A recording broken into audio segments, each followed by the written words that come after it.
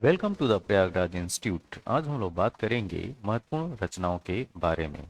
ये महत्वपूर्ण रचनाएं हैं मध्य प्रदेश के महत्वपूर्ण साहित्यकारों द्वारा रचित। तो हमारे इस क्रम में जो पहली रचना है वो है नीति शतक। ध्यान से देखिए, ये है पहली रचना नीति शतक। इसके साहित्यकार या ये कहें इसके रचनाकार भर्तृहरि हैं। ध्यान दीजिएगा, इसके रचनाकार भर्तृहरि हैं। दूसरा इसी तरीके का नाम है श्रृंगार शतक। इसके भी रचनाकार भर्तृहरि हैं और वैराग्य शतक के भी रचनाकार भर्तृहरि हैं। इसके बाद अगर हम लोग चौथी ये रचना की बात करें तो ये है मालविका अग्नि मित्र। ठीक है, या इसको मालविका अग्नि मित्रम भी बोलते हैं। ये संस्कृत में लिखी हुई रचना है। यह कालिदास की सर्वश्रेष्ठ रचनाओं में से एक है। मैं यहाँ से आपसे ये प्रश्न पूछना चाहूंगा कि मालविका अग्निमित्रम में जो अग्निमित्र है वह किस वंश का शासक था। ये एक्चुअली में ये प्रेम कहानी है या ये कहें ये प्रेम गाथा पे लिखी हुई रचना है। वो इसमें दो कैरेक्टर हैं, एक है मालविका और दूसरा है अग्निमित्र। तो अग्निमित्र किस वंश से संबंध रखते थे या ये कहा जाए कि अग्निमित्र किस वंश के शासक थे, इसको आपको कमेंट बॉक्स में बताना है। अगली जो रचना है वो है कादंबरी। क्या? कादंबरी। कादंबरी के रचनाकार ये है बाणभट्ट। क्या? बाणभट्ट। हर्षचरित। हर्षचरित जो है वो भी बाणभट्ट द्वारा ही रचित रचना है। तो इस वीडियो में हम मुख्यतः मध्य प्रदेश से संबंध रखने वाले जो साहित्यकार हैं और उनकी जो रचनाएं हैं उनके बारे में हम बात कर रहे हैं। अगली रचना है उत्तर रामचरित।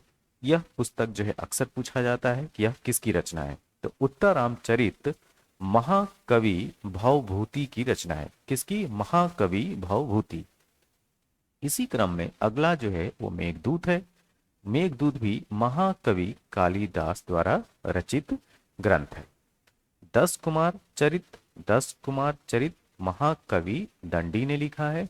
रघुवंश या रघुवंशम महाकवि कालिदास द्वारा लिखित रचना है। इसी के साथ अगर दूसरी रचना की बात करें तो ये है मालती माधव।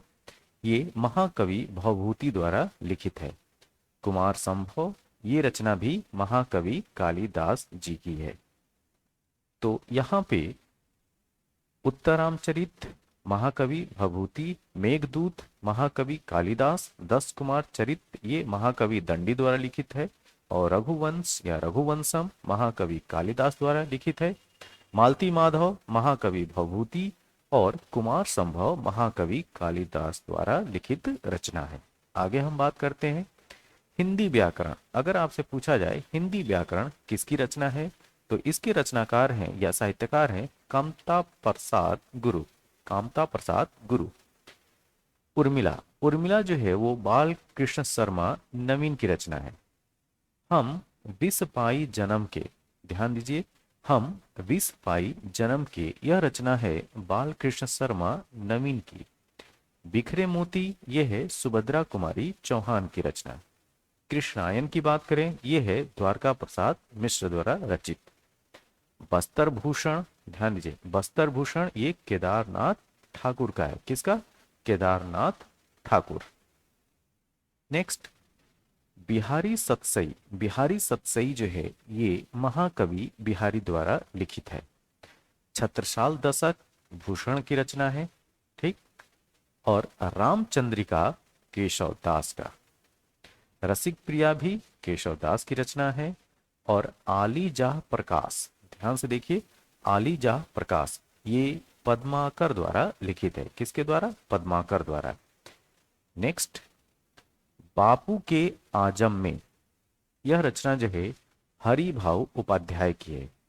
उमरा की बेटी ये है रघुवीर प्रसाद द्विवेदी। उमरा की बेटी रघुवीर प्रसाद द्विवेदी की है।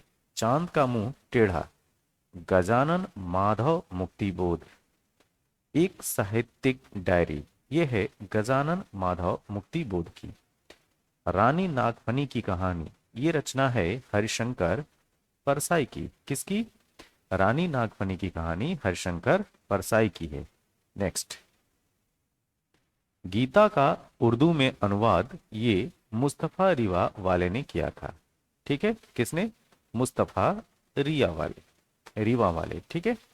ज्योतिष विचार ये है ताजी जहूर अली।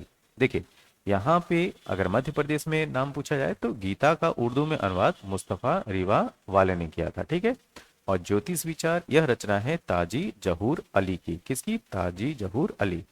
कुरान की झांकी यह रचना है स्वामी सत्य भक्त की। किसकी? स्वामी सत्य भक्त की रचना है कुरान की झांकी। गांधी मीमांसा पंडित रामदयाल तिवारी। साये में धूप दुष्यंत कुमार। और फिर किसी बहाने शरद जोशी। किसकी रचना है? फिर किसी बहाने शरद जोशी की। Next, him Tarangini. ध्यान से देखिए, हिम तरंगिणी यह रचना है पंडित माखनलाल चतुर्वेदी की। हिम किरीटनी ये है पंडित माखनलाल चतुर्वेदी की। तो हिम तरंगिणी अगर आपसे पूछा जाए, ये भी रचना जो है पंडित माखनलाल चतुर्वेदी की है। हिम किरीटनी भी जो है पंडित माखनलाल चतुर्वेदी की ही है। तट की खोज ये है हरिशंकर परसाई द्वारा रचित। गीत फरोश भवानी प्रसाद मिश्र द्वारा लिखित है। और रस रत्नाकर संत स्वरूप दास द्वारा लिखा गया है। रतनपुर का इतिहास ये है रेवा राम बाबू। तो यह वीडियो जो था ये मध्य प्रदेश के साहित्यकार और उनकी रचनाओं से संबंधित था। यहाँ से प्रश्न अक्सर जो है एमपी के एग्जाम में पूछे जाते हैं। इन जो फैक्ट्स दिए गए हैं, ये जो पुस्तकें हैं, जो रचनाएं हैं और इनके जो साहित्यकार हैं, उनके नाम को आप जरूर याद रखें। तब तक के लिए थैंक यू, धन्यवाद।